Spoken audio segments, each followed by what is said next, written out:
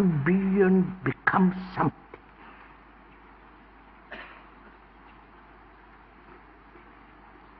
And we are asking, is this the basic cause of our conflict? Or man is doomed forever, as long as he lives on this marvelous earth, doomed to perpetual conflict.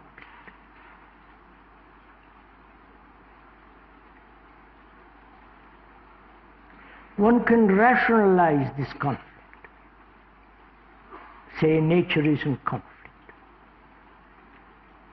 The tree struggling to reach the sun is in conflict. And that's part of our nature. Because through conflict, through competition, we have evolved.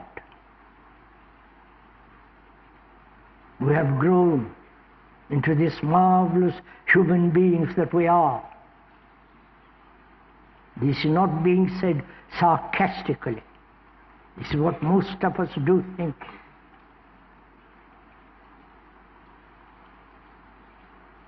So, our brain is programmed to conflict.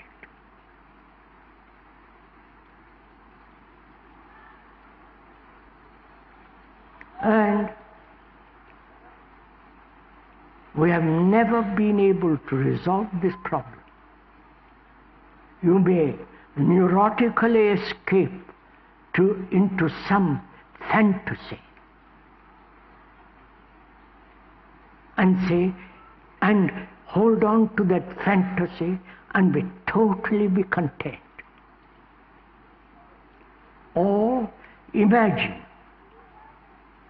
that you have inwardly achieved something and be totally content with that.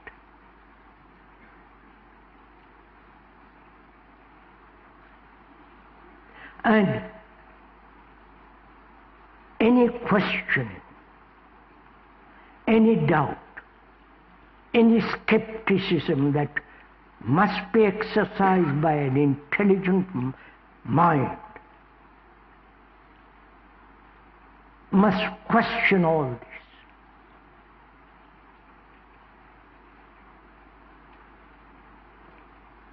Why human beings, after millions and millions of years, from the time of beginning of man, we have lived with conflict. There are in those caves where man is fighting evil in the form of a bull or this or that. From the ancient times of the Sumerians, this has been conflict. The Egyptians, and so on up to the present evolution of man, he has lived in conflict.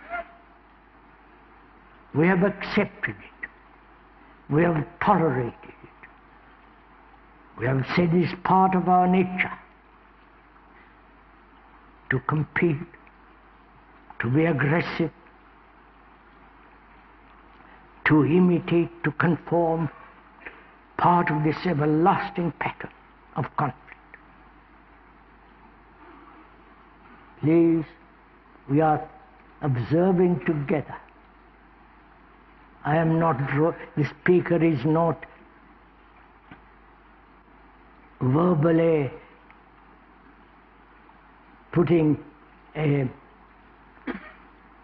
map of conflict and you accept that map, but rather together we are observing the conflict in ourselves and outwardly. Right?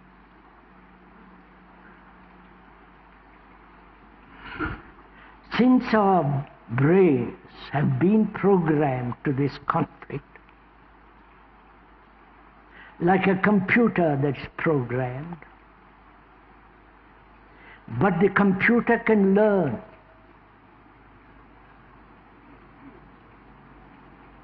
can discover its own fallacies, its own mistakes, and correct it.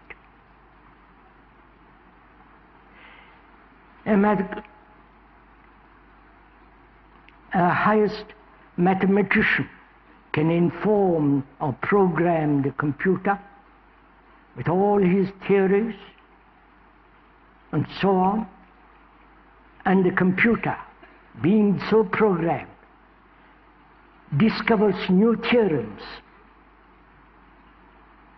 This has been proved.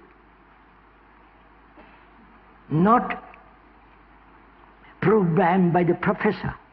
It has capacity to learn, to discover,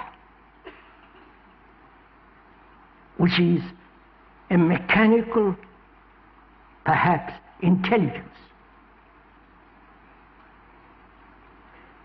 They are trying to bring about ultra intelligence machine which goes far beyond our human brain.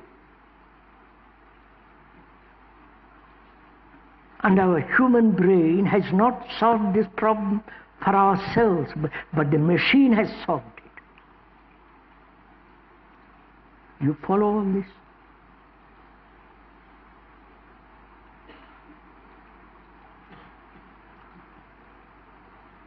So why has man, who is so highly sophisticated in one direction and so utterly unintelligent in other direction?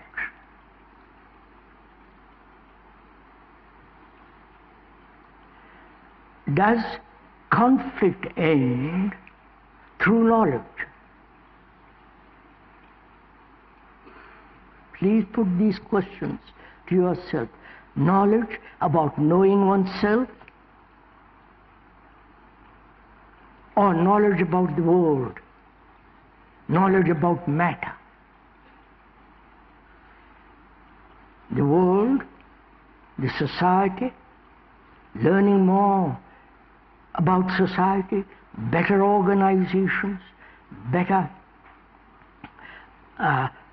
institutions, and so on. Will that solve our human conflict?